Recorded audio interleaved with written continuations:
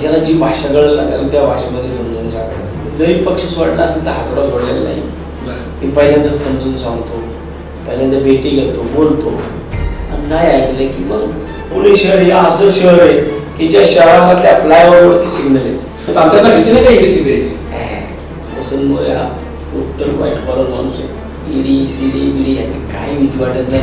Covid काळामध्ये पुण्याचे महापौर पॉझिटिव्ह 60 दिवस त्यांनी आराम केला. 365 दिवस रस्त्यावर गेलो.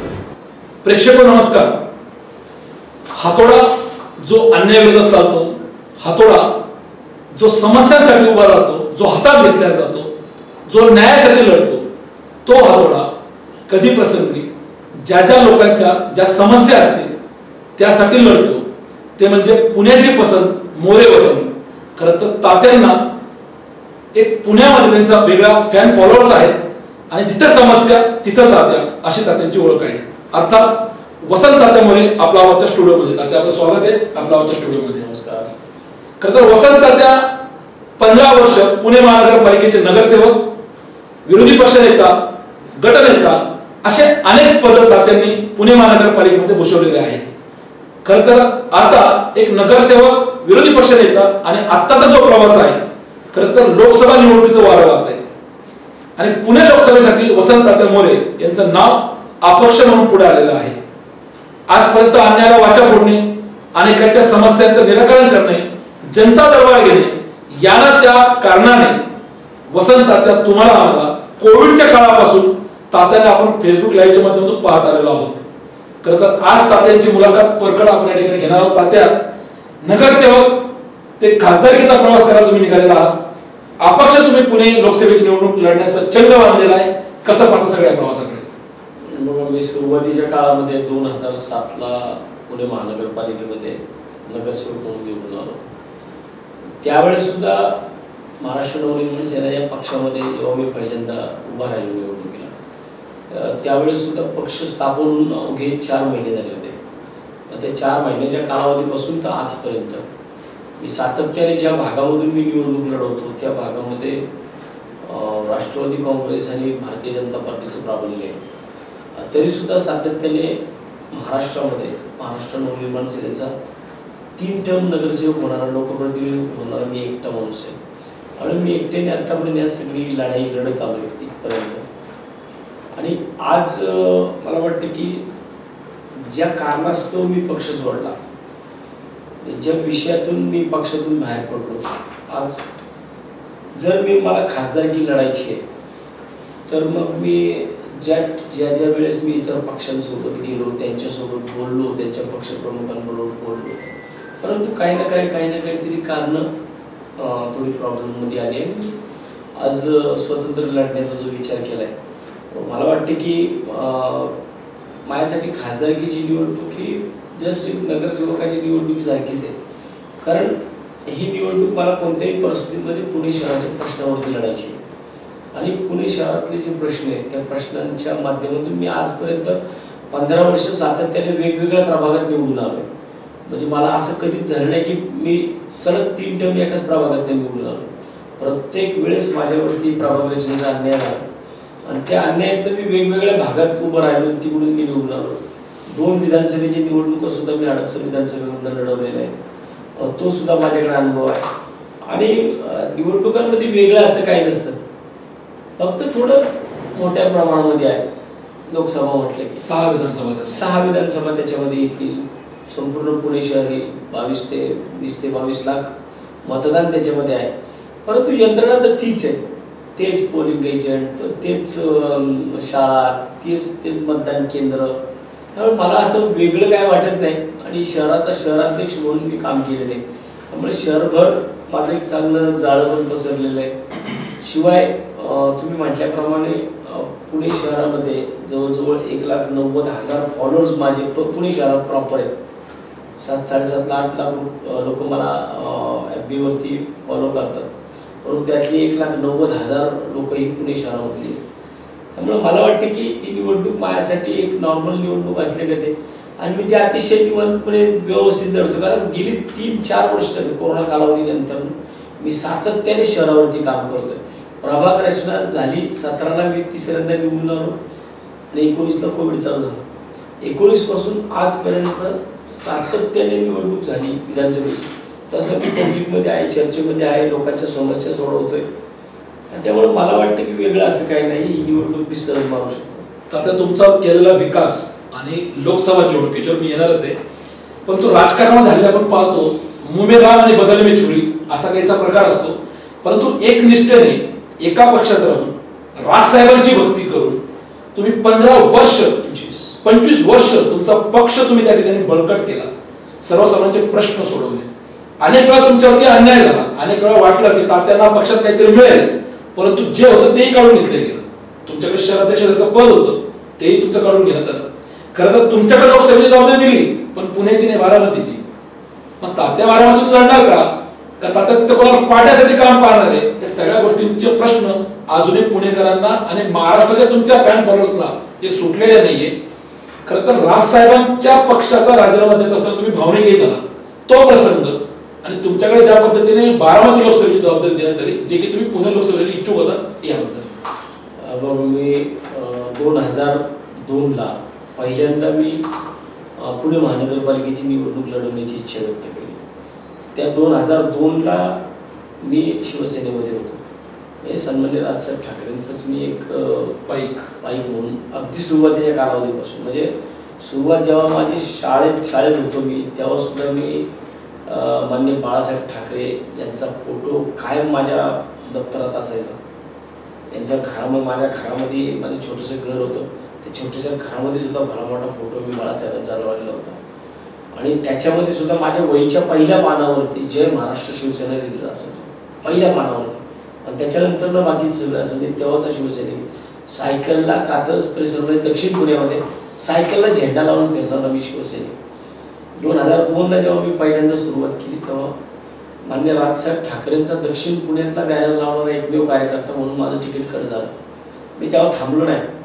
2003 पासून जी परत काम चालू केलं, तर 2006ला मला माझी मुलाखत सुद्धा घेतली नाही ती पप्पा एवढे जायला.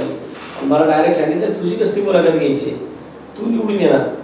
आणि एवढा कॉन्फिडन्स त्यांना होता. मी 2007ला पहिल्यांदा 8 नगरसेवक जे मनसेचे निवडून आले, त्याच्यामध्ये मी एक होतो. परत 2012ला 29 निवडून आले, त्याच्यात परत मी होतो. परत 2017ला 2 निवडून आले, त्याच्यात पण मी होतो.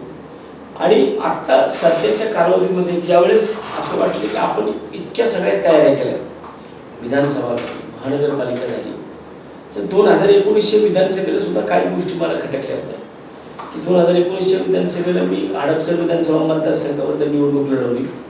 तर त्यावेळी मी इतकी तयारी केलेली असताना माझ्यासमोर राष्ट्रवादीच्या उमेदवाराबरोबर मला लढावं लागलं.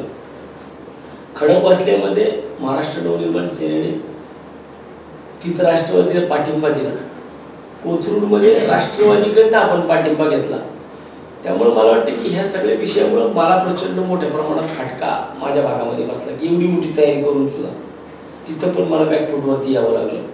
आणि त्याच्यानंतर आत्ता कोविड कालावधीनंतरनं 2 वर्षापूर्वी साधारण गिरीश बापट साहेब जेव्हा आजारी होते, त्याच्या अगोदरपासून मी लोकसभेच्या दृष्टिकोनातून पुण्यात काम चालू केलं होतं. आणि मागच्या वर्षभरामध्ये तर साहेब गेल्यानंतर मी प्रचंड मोठा कामाचा माझा आवाका वाढवला. तरी सुद्धा जी लोक पक्षामध्ये होती त्या लोकांनी नेगेटिव्ह अप्रोच अमित साहेबांपर्यंत पोहोचवलं, निगेटिव्ह अहवाल पोहोचवले. ही पक्षाची पुण्यामध्ये ताकद नाहीये, लोक काम करत नाहीये, असं नेगेटिव्ह एक अप्रोच गेला. पण हे पोहोचवणारे घरका वेदी लंका ढाय म्हणजे घरातलीच लोक होती पक्षातली. 100% घरातलेच लोक होती. मी पहिल्या दिवसापासून प्रत्येक नेत्याला मी सांगितलं, तुमचा जो हेतू होता तो पक्षाचं वाढ करणं, पक्षाला ताकद देणं हाच होता. वैयक्तिक तात्याची वेगळी काही त्यात मिळवण्याचा काही हेतू नव्हता. आयुष्यात संघटना वाढीकडेच मी जास्त लक्ष दिलं. माझ्या भागामध्ये तुम्ही आलात ना, तर मी ज्या भागामध्ये काम करतो त्या भागामध्ये माझा प्रत्येक भागामध्ये एक शाखाध्यक्ष मी दिलेला आहे. असं काही नव्हतं की मी फक्त स्वतःलाच मोठा करत होतो, मी कार्यकर्त्यांना सुद्धा मोठे करत होतो. शहरामध्ये जेव्हा मी शहराध्यक्ष झालो तेव्हा 143 शाखाध्यक्ष मी स्वतः दिले. अंगीकृत संघटनांची बांधणी मी केली. शहरामध्ये एक फादर बॉडीला संलग्न असणारी एक कमिटी झाली, कोर कमिटीची स्थापना झाली. त्याच्याशिवाय इतर जे पक्षाचे संघटक असतील, सचिव असतील, ह्या लोकांची 45 लोकांची टीम मी उभी केली. म्हणजे फक्त एक हाती जे होतं मी एक हाती न करता त्याचं बायफर्केशन केलं आणि मोठ्या लार्ज स्केलवरती शहरामध्ये आमचं काम चालू झालं. तेच नक्की काही लोकांना बघवलं नाही. मग त्यांनी मग या गाड्या चालू केल्या. त्यांना वाटत होतं की ह्याला जर थांबवलं नाही तर हा फार पुढे जाईल, पण मी पुढे जात असताना मी पक्षाला पुढे नेत होतो. ह्या गोष्टी कदाचित त्यांना बघवत नव्हत्या. पण पुण्याची तुमच्याकडे जबाबदारी देतात नेमकी बारामतीची जबाबदारी का देण्यात आली होती? माझा जो काही भाग आहे माझ्या प्रभागातला तो बारामती लोकसभा मतदारसंघामध्ये पण आहे. तुमची तयारी होती बारामती लोकसभा? मी पहिल्या दिवसापासून मी सांगितलं होतं की मी कोणत्याही परिस्थितीमध्ये बारामती लोकसभा मतदारसंघामध्ये फक्त पक्षवाढीसाठी आलेलो आहे, नाही की निवडणूक लढण्यासाठी. मी फक्त पक्षवाढीसाठी त्या भागामध्ये काम केलं. त्या पक्षात 25 वर्ष तात्या तुम्ही काम पाहिलं, पक्षवाढीसाठी तुम्ही संघटन मजबूत केलं, त्याचा राजीनामा देत असताना तो जो भावनिक क्षण होता काय आठवत होतं? म्हणजे राजसाहेबांनी केलेलं प्रेम, कार्यकर्त्यांची होणारी तूट की पक्षाची होणारी हानी, तात्या कशामुळे भावनिक झाले होते? सगळ्या गोष्टी मी फार 2 वर्षापासून मी या सगळ्या गोष्टी त्रास सहन करत होतो आणि मला वाटतं की मी वारंवार या सगळ्या गोष्टी माझ्या सोशल मीडियाच्या माध्यमातून बाहेर आणल्या सुद्धा होत्या. परंतु एक मेसेज असा जायला लागला होता की हा सारखाच नाराज, हा सारखाच नाराज. ते प्रेस थोडं वेगळ्या पद्धतीने त्या सगळ्या गोष्टी घेत होती. त्यामुळे मला वाटतं की शेवटी सर काहीतरी या विषयावरती आपण मार्ग काढला पाहिजे. म्हणून मी त्या सगळ्या विषयांमध्ये मी अनेकदा वरिष्ठांसंग बोलण्याचे प्रयत्न केले की पुण्यामध्ये जी लोक आहेत ही लोक साहेब गेल्यानंतर एकदा साहेबांची पाठ पुण्याकडे फिरली की ही लोक कोणत्याही परिस्थितीमध्ये पुणे शहर कार्यालयात सुद्धा येत नाहीत, फक्त मीटिंग असेल तरी येतं. मग अशा लोकांच्या जीवावरती आपण पुणे शहर सोडणार आहे का? मग निवडणूक का नाही लढायची? बरं बाबा, साहेब जर तिकडून निवडणूक लढायला काय होतं कारण त्यांनी तयारी करायला लावली होती. मग तुम्ही पुण्यामध्ये वातावरण नाही असं कशाला माहोल तयार करायचा? मग अशा लोकांमध्ये काम करण्यापेक्षा आपलं बाजूला झालेलं बरं, कारण वरती सगळ्या गोष्टी सांगून बसलो होतो, कोण ऐकत नव्हतं. शेवटी निर्णय घेऊन टाकला 12 तारखेला. 12 वाजता मी जाऊन आपलं मला जे काही राजीनामा द्यायचा शेवटचा अखेरचा दंडवत घालायचा तेवढा घातला, माफ करा म्हटलं, बाहेर निघून आलो. तात्या जे झालं ते गंगेला मिळालं. त्याच्यानंतर तात्या डायरेक्ट लोकसभेच्या निवडणुकीची तयारी करताय. अपक्ष तुम्ही उमेदवारीसाठी इच्छुक आहात. तुमचा राजीनामा झाल्यानंतर तुमच्याकडे काँग्रेसचे असणारे मोहन जोशी त्या ठिकाणी येऊन गेले किंवा तुम्ही संजय राऊतांकडे गेलात किंवा तुम्ही रवींद्र धंगेकरांना भेटलात. अनेक संपर्कात, अनेकांच्या तुम्ही संपर्कात होते, अनेक तुमच्या संपर्कात होते. तर शेवटी हे ठाम आहे का की तात्या मोरे ही निवडणूक अपक्षच लढतील? ही गोष्ट माझी ठाम आहे, कारण मी आदरणीय शरद पवार साहेबांना सुद्धा भेटलो, आदरणीय संजय राऊत साहेबांना भेटलो, सुप्रियाताईंना भेटलो, अमोल कोल्हेंना भेटलो, मी पृथ्वीराज चव्हाणांना भेटलो, मी नाना पटोलेंना भेटलो, मी विजय वडेट्टीवार साहेबांना भेटलो, मी बाळासाहेब थोरातांना भेटलो, मी वर्षाताई गायकवाडांना भेटलो.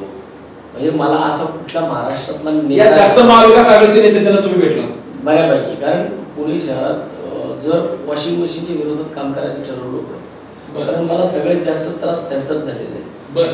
जो त्यांच्याकडनं त्रास झालाय मला माहिती होतं की ही लोक परत काय माझ्या तात्यांना भीती नाही का ईडीसीबीआयची? वसंत मोरे हा टोटल व्हाईट कॉलर माणूस आहे. कुठल्याही गोष्टी 2 नंबर आयुष्यात कधी केलेलं नाही, त्यामुळं ईडी सीडी बीडी ह्याची काही भीती वाटत नाही. आणि ज्या काही गोष्टी केल्या त्या प्रचंड कष्टातून केल्या. मी एका शेतकऱ्याचा मुलगा आहे, आज सुद्धा माझ्या घरी शेती, म्हशी, गाया सगळं. त्यामुळे मला ह्या गोष्टींची बाबा मला माहिती आहे. मी स्वतःशी कधी खोटं बोलत नाही की मी माझ्यावरती यावं इन्कम टॅक्सने. ह्या आत्ताच्या या परिस्थितीमुळे माझा एवढा चांगला मोठा व्यवसाय होता आरएमसीचा, मला तो व्यवसाय मला बंद करावा लागला. 2-3 मोठे व्यवसाय माझे होते, ह्या जीएसटी हे ते ह्या लफड्यापायी मी ते धंदे बंद करून टाकले कोरोना कालावधीनंतर. कारण काम कमी करायची, द्यायचं जास्त. असं होते की सरकार तुम्हाला पार्टनर घ्यायची गरजच पडत नाही, तुम्हाला व्यवसायात सरकारच पार्टनर आहे. त्यांच्या सालाच्याकडे आपण झालो, त्यांच्याचकडे आपण सगळं करायचं, त्यांना नेऊन महिन्याअखेर घालायचं, वर्षाअखेर घालायचं. त्याच्यापेक्षा बाबा नको म्हटलं ते भाड्यात देऊन टाकलं सगळं. दादा रामराम, आता आपलं राजकारण चालू आहे, त्याच्यानंतर आपलं काहीतरी थोडं होतं. पुण्यासारख्या शहरामध्ये तुम्ही जेव्हा लोकसभा निवडणूक तात्या लढायला जात आहे, तुमच्या समोर राष्ट्रीय 2 समोर पक्ष आहेत, एक भारतीय जनता पार्टी, एक काँग्रेस आहे, एक अपक्ष उमेदवार तुम्ही आहात.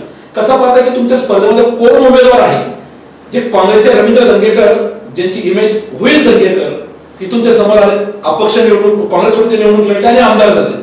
आणि दुसरीकडे नव्या रमाचे मुरलीधर अण्णा मोहोळ, ज्यांना थेट भारतीय जनता पार्टीने उमेदवारी दिलेली आहे, कोण तुमच्या तुम्ही स्पर्धेमध्ये पाहताय? दोघांपेक्षा वयाने लहान आहे. बरं. अन्नापेक्षा सुद्धा रवी भाऊपेक्षा. बरं. दोघेही मला सिनियर आहेत. रवी भाऊ माझे गटनेते होते 2007ला जेव्हा मी पहिल्यांदा सभागृहामध्ये आलो तेव्हा ते पहिल्यांदा मनसेचे गटनेते होते. 5 वर्षामध्ये 2007 ते 12 या पंचवार्षिकमध्ये रवी भाऊनी मला बोलण्याची फार संधी दिली. त्याच्यानंतर आता 17 ते 22 मध्यंतरीच्या कालावधीमध्ये 12 ते 17ला अन्न नव्हता, अन्न 7-12ला होता, 12-17ला अन्न नव्हता, अन्न परत 17 ते 22ला अन्न आलं.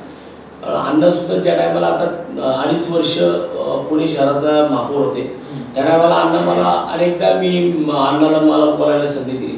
त्यामुळे मला वाटतं की हे दोघेही मला संधी देतील यावेळेस. तर स्पर्धेत कोणाला मानताय? 1 नंबर 2 नंबर काय होईल? स्पर्धेत 100 नगरसेवकांचा पक्ष आहे ना, भारतीय जनता पार्टी. त्यांच्याच विरोधात माझी खरी लढाई आहे. म्हणजे रवींद्र धंगेकर 3 नंबरला राहतील. आता ते पुणेकर ठरवतील. ज्याला नाही पक्ष तो अपक्ष आणि भारतीय जनता पार्टी अशी लढत होईल 100%. आणि माझी लढाई ही पुणेकरांची लढाई आहे. ही वसंत मोरेची लढाई कुठल्या पक्षाची नाही तर पुणेकरांची आहे. आणि पुण्यातल्या समस्यांसाठी माझी लढाई आहे. मला वाटत नाही की देशातल्या काही प्रश्नांवरती लोकसभा म्हणून मला त्याच्यावर तात्या यायचंय. खरं तर आपण पाहतोय की हिंदुत्वाचा मुद्दा असेल, 370चा मुद्दा असेल, राम मंदिराचा मुद्दा असेल, अनेक मुद्द्यांवरती ही निवडणूक लढल्या जाते. सुरुवातीला जर 2014 आपण पाहिलं तर मोदीला, 2024ला आपण पाहतोय तर मोदीची गॅरंटी, असे सगळे मुद्दे समोर येत आहेत. तात्याची गॅरंटी काय आहे? तात्याच्या या गॅरंटीचं विजन काय आहे? लोकसभेचं विजन काय आहे? मी गॅरंटी देत नाही. गॅरंटी ही वस्तूची दिली जाते जे एक्सपायर होते. ओके. मी वचन देतो लोकांना क्या बात की बाबा माझं कोणत्याही परिस्थितीमध्ये मी जे वचन दिलं ना कात्रज मधल्या लोकांना त्याच्याशी मी कटिबद्ध राहिलो. माझ्या आया बहिणींना मी सांगितलं होतं तुमच्या डोक्यावरचा हंडा मी काढणार. 100% मी फक्त 9 महिन्यामध्ये मी नगरसेवक झाल्यास 100% कात्रज मी टँकर मुक्त केला. त्याच्यानंतर मी प्रत्येकाला सांगितलं तुमच्या दारातले कंटेनर मुक्त, कचरा मुक्त कात्रज करेल. पुढचं माझं टार्गेट होतं ते 100% मी कात्रज कचरा मुक्त केलं. त्याच्यानंतर मी लोकांच्या हेल्थकडे विषय लक्ष दिला. मी 5 वर्षामध्ये पहिल्या पंचवार्षिकमध्ये 5 गार्डन कात्रजमध्ये केले. तेव्हापासून मी आजपर्यंत थांबलो नाही. 15 वर्षात महानगरपालिका क्षेत्रामध्ये 16 गार्डन करणारा मी एकमेव नगरसेवक आहे. विकासाचा मुद्दा हा माझा महत्वाचा मुद्दा असणार आहे या निवडणुकीमध्ये. कारण हिंदुत्वाचा मुद्दा स्थानिक मुद्दे, हिंदुत्वाचा मुद्दा हा कुठल्या मुद्द्यावर निवडणूक लढणार? मी विकासाच्या मुद्द्यावर, स्थानिक मुद्द्यांवर, शहराच्या मुद्द्यांवर. कारण शहरामध्ये आज त्या मुद्द्यांची फार गरज आहे. वारंवार पाहिलं तर आम्ही 15 वर्ष सभागृहामध्ये 15 वर्षामध्ये मी पाहतोय प्रत्येक वर्षी उन्हाळ्यामध्ये आम्हाला पाण्यासाठी आंदोलन करावं लागतं. रोज 30 दिवस महानगरपालिकेत पुणे शहरात यायचं म्हणलं शिवाजीनगरला की अंगावर काटा येतो. एवढं ट्रॅफिक जाम आहे पुण्यामध्ये. कुठल्याही रस्त्यावरती जा, पुण्याच्या बायपासला जा नाही तर पुण्याच्या सिटीच्या मध्यवर्ती भागामध्ये जा, तुम्हाला कोणत्याही वेळेस जा, सकाळी 6 वाजता जा नाही तर रात्री 12 वाजता जा, तुम्हाला ट्रॅफिक समस्या महत्वाची वाटते. म्हणजे पुण्याची वाहतूक, पुण्याचे ट्रॅफिक, पुण्याची पाणी समस्या, ह्याच्याशिवाय पुण्याची आरोग्य व्यवस्था अतिशय कुचकामी झाली आहे. तुम्ही कोरोना काळामध्ये पाहिलं असेल, कोरोना काळामध्ये या पुणे महानगरपालिकेमध्ये फर्स्ट वेव्हला 56चा डेथ रेट होता आणि तोच सेकंड वेव्ह आलेला तो 76चा झाला, कमी नाही झाला. याचा अर्थ तुमची आरोग्य व्यवस्था पूर्ण फेल झाली.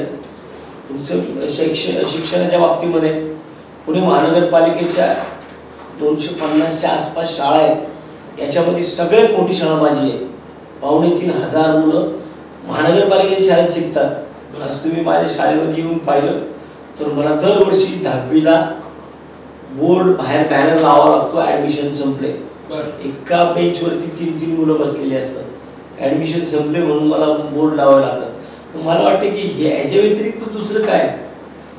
जर तुम्ही लाईट, रस्ते, पाणी, ड्रेनेज सोडून या समस्या जर तुम्ही सोडवल्या लोकांच्या आरोग्याच्या बाबतीमध्ये माझ्या 2 ओपीडी आहेत महानगरपालिकेच्या. त्या 2 ओपीडीमध्ये रोज 200+ पेशंट तुम्हाला रोज आलेले दिसतात आणि अवघ्या 5 रुपयामध्ये त्यांचे औषध उपचार होतात. ओपीडीमध्ये औषध उपचार करून गोळ्या त्यांना पूर्णपणे फ्री मिळतात. मेडिकल सुद्धा आहेत माझ्या तिकडे. म्हणजे मी या सगळ्या विषयावरती काम केलेले आहे पुण्यात. नगरसेवक म्हटलं की नळ, लाईट, गटार, रस्ते ती सगळी कामं तुम्ही केली. गार्डन नगरसेवक म्हणून तुम्ही 16 नगर तुम्ही गार्डन त्या ठिकाणी उभारलेले आहेत.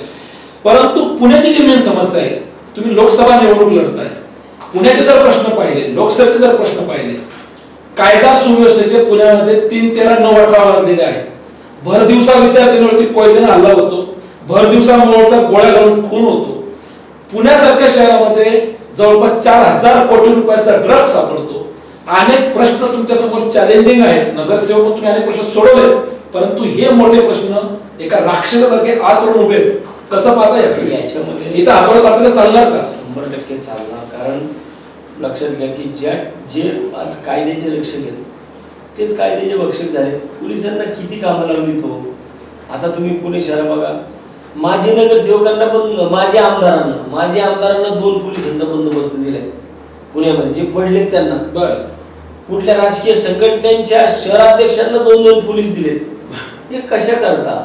म्हणजे पोलिसांची जी यंत्रणा आहे, म्हणजे एकाला जर तुम्ही 2 पोलीस 4 पोलीस एका माणसाला तुम्ही देताय, काय गरज आहे तुम्हाला शहराध्यक्षांना पोलीस द्यायची? म्हणजे याचा अर्थ आम्ही असं घ्यायचं का शहराध्यक्ष कलेक्शन करतात का शहराध्यक्ष काय काळे धंदे करतात त्यांना पोलिसाची?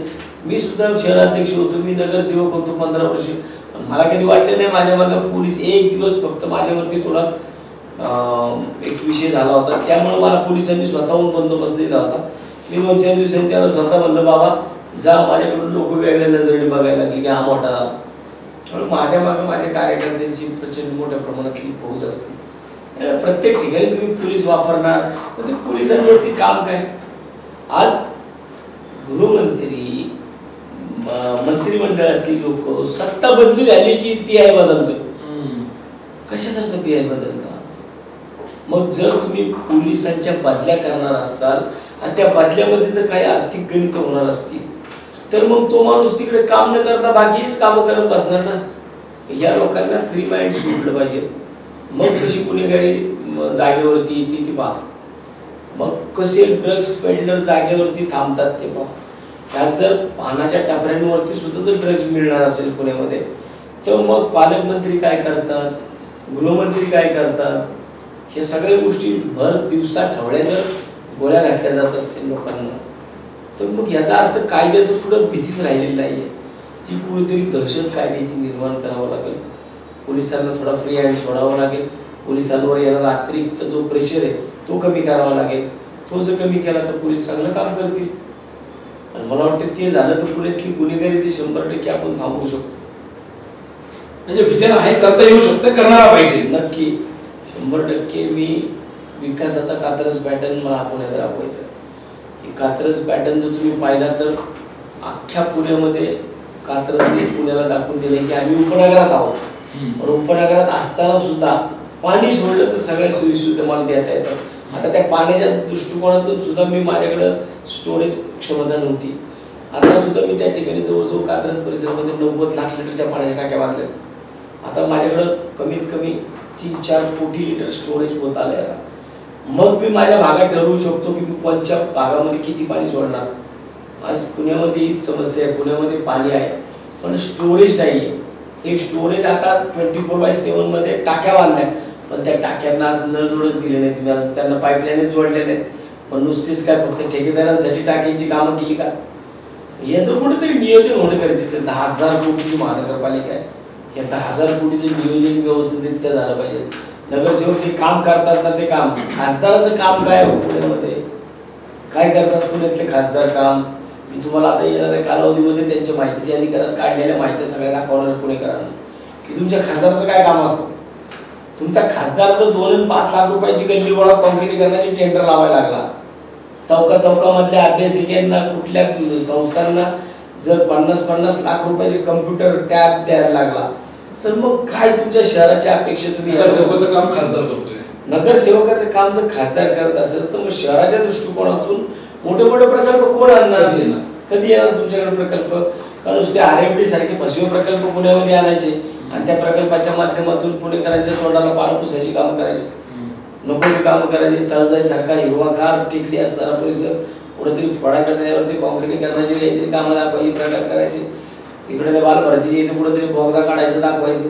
म्हणजे मला वाटते की प्रॉपर पुणे शहरामध्ये तुम्ही जी अवजड वाहतूक आहे ह्याच्यावरती काम करत नाही. आणि नुसतीच इथून पिळ पाडा, तिथून बाहेर निघा, इकडं इकडे सेपरेटर करा, तिकडे फ्लायओव्हर करा. पुणे शहर हे असं शहर आहे की ज्या शहरामधल्या फ्लायओव्हरवरती सिग्नल आहेत. हे फ्लायओव्हर कशासाठी असतात? थ्रू आउट जाण्यासाठी. आमच्या फ्लायओव्हरवरती सिग्नल आहेत. यांना पहिले सगळे जे काय आमचे कन्सल्टंट आहेत यांना पहिले ठोकले पाहिजे सगळं. तिथं हाताला जावायचं आहे. माझी एक कॉन्सेप्ट आहे की जर पुणे शहर हे मेट्रो सिटी आहे, हे पुणे शहर मेट्रो सिटी आहे, त्यामुळे या ठिकाणी बांधकाम अभियंता आहे. मग जर या पुण्याचं तुम्हाला एवढं मोठं ट्रॅफिक वाढत चाललंय, ते ट्रॅफिक कंट्रोल करायचं असेल तर त्यासाठी तुमच्याकडे ट्रॅफिकचा अभियंता का नाही आहे? ट्रॅफिक कंट्रोल करण्यासाठी वाहतूक समस्या मोठ्या प्रमाणावरती. मग तुमच्याकडं पाण्याची समस्या एवढी मोठ्या प्रमाणावरती आहे, तुमच्याकडे वॉटर इंजिनियर का नाही? ट्रॅफिक इंजिनियर का नाहीये? तुमच्याकडे कचऱ्याची एवढी मोठ्या प्रमाणात समस्या निर्माण होते. मग कचऱ्यावरती तुमच्या घनकचऱ्यावरती व्यवस्थापन करणारा एखादा घनकचरा व्यवस्थापक का नाहीये? आमच्याकडे होतं काय, पाणी पुरवठावाला उचलायचा रोडमध्ये टाकायचा, रोड मधला उचलायचा कचऱ्यात टाकायचा, कचऱ्यामधला उचलायचा ट्रॅफिकला टाकायचा. मग त्याला तिथं सॅटल होसपर्यंत 6 महिने जातात. मग त्याच्यावरती मला वाटतं की जर बांधकाम अभियंता आहे, मग ट्रॅफिकला ट्रॅफिक इंजिनियर का नाही? पाण्या पुरवठ्याला वॉटर इंजिनियर का नाही? कचऱ्याला कचऱ्याचा इंजिनियर का नाही? जे प्रश्न न्यूसेन्स करणारे, ज्यांच्यापासून शहराच्या विकासावरती, आर्थिक व्यवस्थेवरती ताण येतो, त्याच्यावरती तुम्ही प्रॉपरली काम केलं पाहिजे, जे की यांच्याकडे होत नाही. आता शेवटच्या 1-2 प्रश्नांवरती येतो. खरं तर 15 वर्ष तुम्ही नगरसेवक राहिला, 3 तर तुम्ही निवडणुका तुमच्या नगरसेवक पदाच्या लढलात, 2 वेळा तुम्ही विधानसभेला लढलात. ठीक आहे, पराभव झाला, परंतु तुम्ही आता लोकसभेसाठी निघाला. लोकसभा 6 विधानसभेची आहे. तात्यांच्या स्वप्नातलं पुणे शहर कसं आहे? लोकसभेचे तुम्ही तिथून निवडून आहात, खासदार झाला तर तुम्ही दिल्ली दरबारी पोहोचणार आहात, आणि काय असे प्रश्न आहेत शहराचे जे तुम्ही तुमच्या स्वप्नातलं शहर म्हणून त्याला पूर्ण करणार आहात? माझ्या स्वप्नातलं शहर म्हटलं तर तुम्ही माझ्या शहरामध्ये स्वतःच्या मालकीची 1-2 धरणं असली पाहिजे पाणी पुरवठ्यासाठी, जी की आतापर्यंत तुम्ही पाटबंधारे विभागाला वार्षिक एवढ्या मोठ्या प्रमाणात पाणीपट्टी देता, इलेक्ट्रिसिटीवरती एवढा मोठा खर्च करता. मग पुण्याच्या स्वतःच्या मालकीची पाण्याची धरणं का नसावी? आज कात्रज भागामध्ये 1800 एकर जागा आहे की त्या जागेमध्ये धरणवरती होऊ शकतात. तिथून जर धरणं चांगली झाली तर त्या ठिकाणावरून तुम्ही 100% बाय ग्रॅव्हिटी पाणी आणू शकता, इलेक्ट्रिसिटी वाचू शकता. तो एक प्रश्न आहे. दुसरा, तुमच्या शहरामधील आरोग्य व्यवस्था. आज महानगरपालिकेमध्ये आरोग्य व्यवस्थेवर एवढा आपण पैसे खर्च करतो, पण आरोग्य व्यवस्था कुछ कमी आहे. महानगरपालिकेमध्ये आज जर आपण पाहिलं ना तर एवढ्या मोठ्या प्रमाणात आपण आरोग्य व्यवस्थेवरती खर्च करतो, पण तो प्रॉपरली खर्च होत नाही. महानगरपालिकेचे एवढे मोठे दवाखाने आहेत, पण त्या दवाखान्यामध्ये आज सुद्धा सोयीसुविधांचा अभाव आहे. तिथे नर्स नाही आहे, तिकडे प्रशिक्षित डॉक्टर ठेवले जातात, वयस्कर डॉक्टर कुठनं तरी येतात, त्याच्याकडनं CSR मधनं घ्या, याच्याकडनं घ्या. कशा करता हात दाखवून अवलक्षण करायचं आणि मग नंतर मुंबईत बसायचं कोरोना कालावधीसारखं. आरोग्याची व्यवस्था आपल्याकडे कुछ कमी आहे. शैक्षणिक व्यवस्थेवरती जर तुम्ही पाहिलं तर महानगरपालिका 350-400 कोटी रुपयांचं बजेट हे शिक्षण क्षेत्रावरती खर्च करते, शिक्षण मंडळावरती. अहो, या लोकांना आता भारतीय जनता पार्टीची 100 नगरसेवकांची सत्ता होती या शहरावरती. तर ह्या लोकांना साधं शिक्षण मंडळ नेमता आलं नाही, संचालक नेमता आले नाही त्याच्यावरती. 5 वर्षानंतर शेवटी नेमले, ते पण त्यांचं काम बंद झाल्यावरती शेवटच्या वर्षामध्ये. म्हणजे प्रत्येक विषयामध्ये तुम्ही पाहिलं तर मला प्रत्येक विषय अगदी पुणे महानगरपालिकेच्या आरोग्य व्यवस्थेमध्ये जे कर्मचारी, त्या कर्मचाऱ्यांना आज पगार नीट दिले जात नाही. ह्या कर्मचाऱ्यांच्या पगाराबाबतीत सुद्धा मला काम करायचं. शहरातल्या टॉयलेट्सवरती, की ज्या वेळेस माणूस शहरातल्या टॉयलेट्समध्ये जातो त्या टायमाला ते टॉयलेट्स एवढे घाणेरडे आहेत ना, मला वाटतं की ह्या अशा टॉयलेट्समध्ये आहे ना की शहराच्या त्या भागातल्या नगरसेवकांनी नेऊन कोंडून ठेवलं पाहिजे, की जेव्हा पब्लिक तिथं जातो ना तेव्हा त्याला जो त्रास होतो तो त्रास नगरसेवकाला झाला पाहिजे.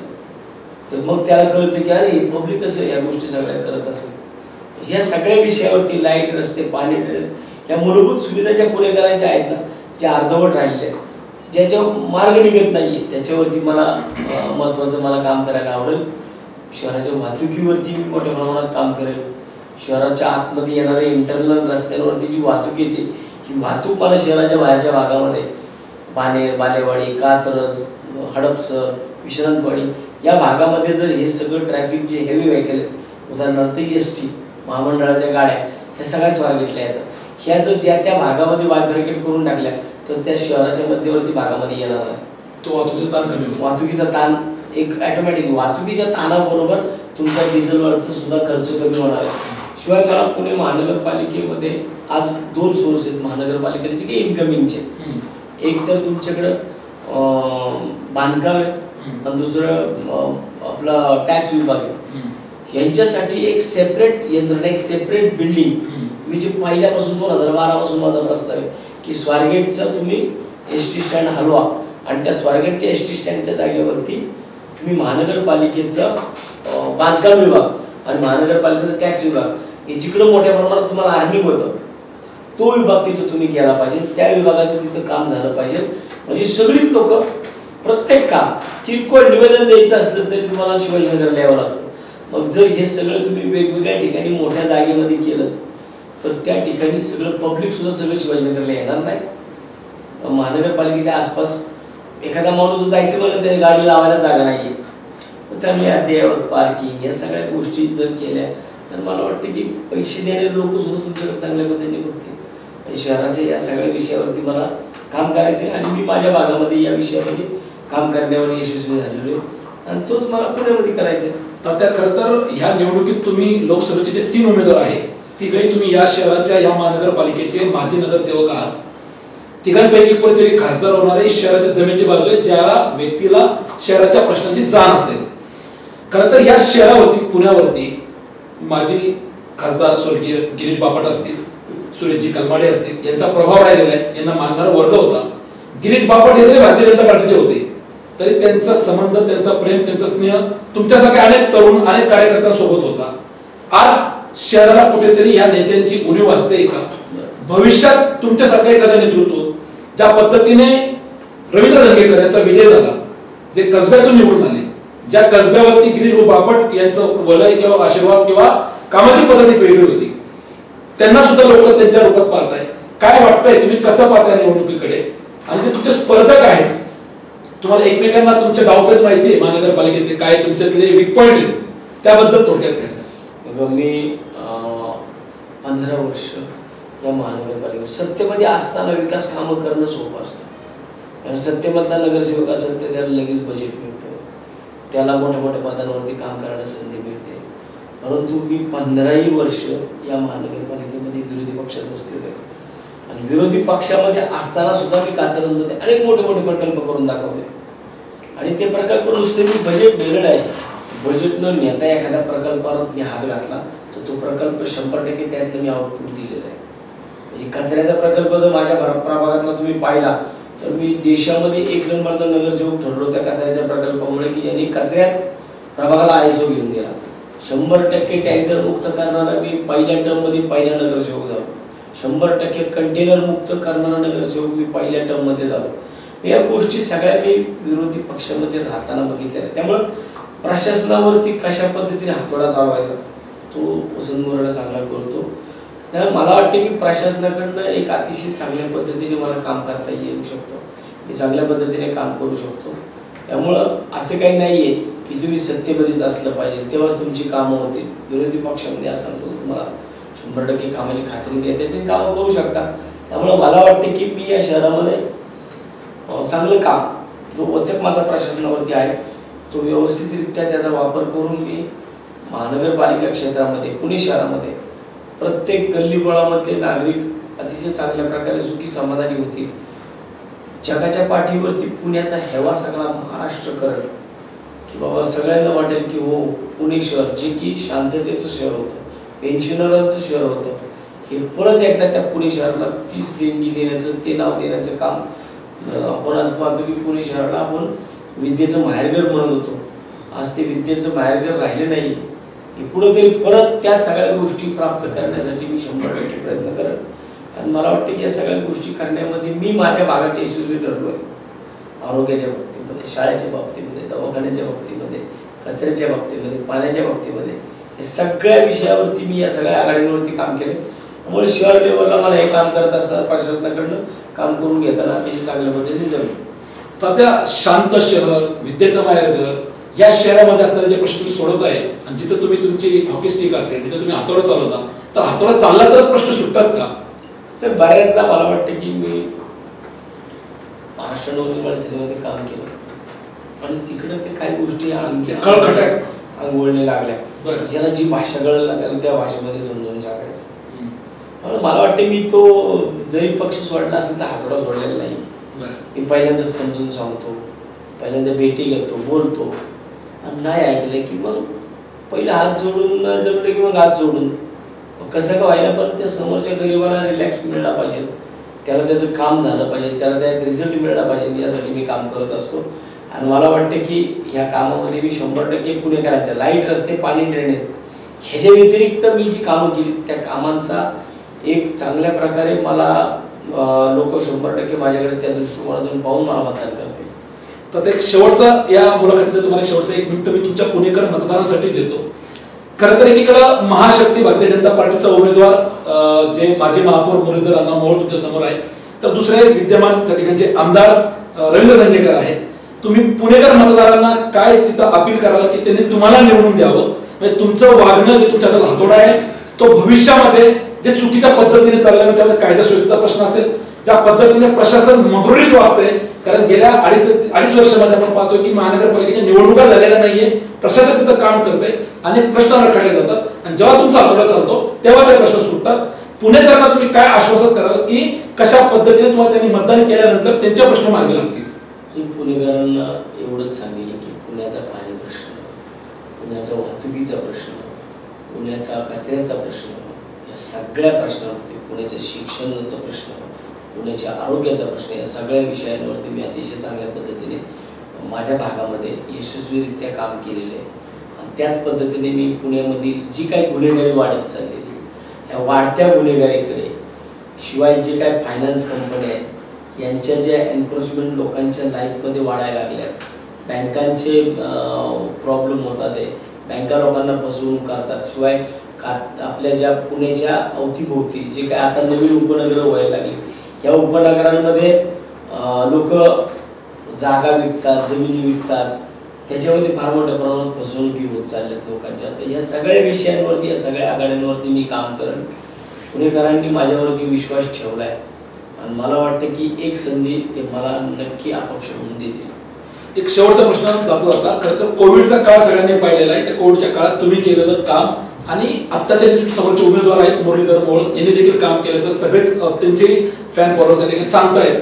कसा तो काळ होता, तुमची कामाची पद्धत काय होती, कोविडच्या काळात तुम्ही केलेलं काम, याच्यात तुम्हाला आलेला अनुभव थोडक्यात? कोविड काळामध्ये अण्णाला 2 वेळा पॉझिटिव्ह झाला. बरं.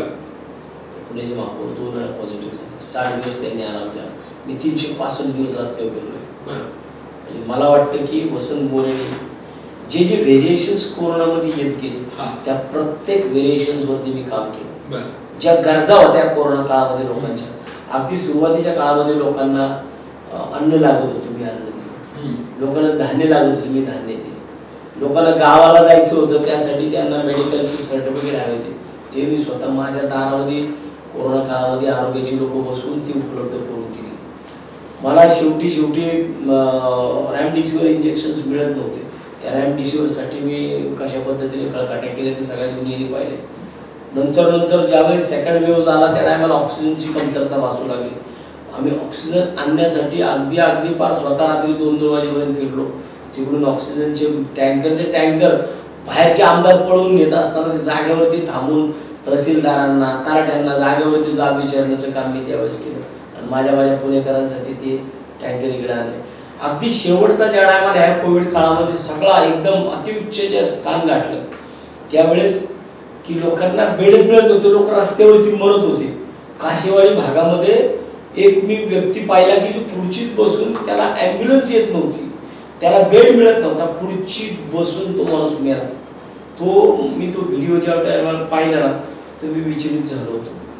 माझे सख्खे साडू ज्या टायमाला दवाखान्यामध्ये होते, माझ्या ॲम्ब्युलन्स रोडवरती फिरत होत्या, मला स्वतःला मिळत नव्हतं. एक काच फोडली, 19 ॲम्ब्युलन्स पुणे शहरामध्ये आल्या आणि त्याच दिवशी सेम डे पुण्यातल्या 11 स्मशानभूमींमध्ये कोविड रुग्णांवरती, तिथं जे कोविडमध्ये मेलेल्या लोकांवरती अंत्यसंस्कार चालू झाले. 2च स्मशानभूमी होत्या पुण्यामध्ये अख्ख्या.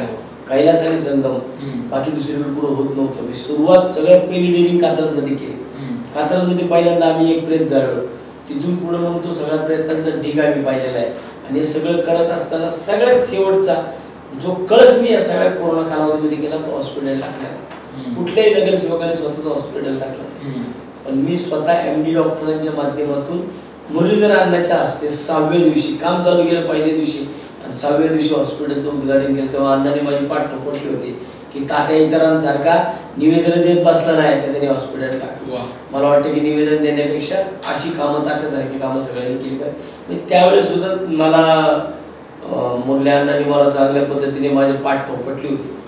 ज्यावेळेस मी कात्रज परिसरामध्ये हिंदू, मुस्लिम, ख्रिश्चन, लिंगायत, जैन 5 धर्माची स्मशानभूमीचं उद्घाटन रवींद्र दंगेकरांच्या हातनं केलं. त्यावेळेस स्वतः दंगेकरांनी सुद्धा माझी पहिल्या पंचवार्षिकमध्ये पाठ थोपटलेली आहे. आणि दोघेही माझे चांगले माझे मोठे भावासारखे आहेत. त्यामुळे मला वाटतं की या निवडणुकीमध्ये या छोट्या भावाला समजून घेतील आणि त्याला एक संधी देतील पुणेकरांची सेवा करण्याची. त्या अपक्ष लढते, परंतु सकल मराठा समाजाची जी पुण्यात बैठक झाली त्या बैठकीला आपण हजर होता. खरं तर वंचितची महाविकास आघाडीची बोलणी फिसकटलेली आहे. वंचितने काल 8 जागा त्यांच्या घोषित केलेल्या आहे. वंचितचं मराठ्यांचे जे नेते आहेत जरांगे पाटील यांच्यासोबत बोलणं चाललंय. वंचितचं ओबीसी नेते जे शेळके त्यांच्याशी बोलणं चाललेलं आहे. या तिघांचा पाठिंबा घेऊन कुठेतरी तात्या पुणे लोकसभेचा प्रवास करणार का? नक्कीच मी स्वतःला खरं भाग्यवान समजेन की अशा प्रकारे जर मला पाठिंबा मिळाला तर मी या पुणे शहराचं नेतृत्व 1 लाख मताच्या फरकाने मी यशित काढलं पुण्यामध्ये. मग त्याच्यामध्ये वंचितचे प्रकाश आंबेडकर साहेब असतील, सकल मराठा समाजाकडनं जरांगे पाटील असतील, प्रकाश शेळके साहेब असतील, या सगळ्यांचा जर मला एक पाठिंबा मिळाला की सगळे आज, आणि ह्याच्यासोबत पुणेकरांचा, कारण प्रत्येक पक्षाकडनं लोकांच्या अपेक्षा संपल्या. आपण पाहिले की एका राष्ट्रवादीच्या 2 राष्ट्रवादी झाले, एका शिवसेनेच्या 2 शिवसेना झाल्या. रात्रीतून आदर्श घोटाळ्याचा एवढा मोठा आरोप असणारे चव्हाण साहेब रात्रीतून भाजपमध्ये गेले. आणि या सगळ्या गोष्टी भाजप करते असं एक समस्या समोर आलंय. मला वाटतं की जर मला एक चांगली संधी या सगळ्या वेगळ्या प्रकरणातून मिळाली, ही सगळी लोक की ज्यांना खरंच वाटतं ह्या पक्षाचा कंटाळा आला, ही सगळी लोक जर एकत्र आली तर मला वाटतं पुण्याचा पहिला हा प्रयोग असेल ज्याच्यामध्ये अपक्ष वसंत मोरे हा पुण्याचा खासदार झालेला असेल. पुणेकरांनो, खरं तर जो हातोडा तात्याच्या हातामध्ये तुम्ही पाहता, मग तो हातोडा कधी बिल्डरच्या विरोधामध्ये असतो, कारण अनेक बिल्डरांकडून अनेक रहिवाशांची त्या ठिकाणी फसगत झालेली असेल, त्यांना वटणीवर आणणं आणि ज्यांची फसगत झाली त्यांना न्याय मिळवून देणं. कधी हा हातोडा प्रशासनाच्या विरोधामध्ये असतो. तात्या जितके तुम्हाला वरतून त्या ठिकाणी कडक वाटतात की तात्याच्या हातात नेहमी हातोडा आहे, स्टिक आहे, परंतु तात्या तेवढेच हळवे आहेत.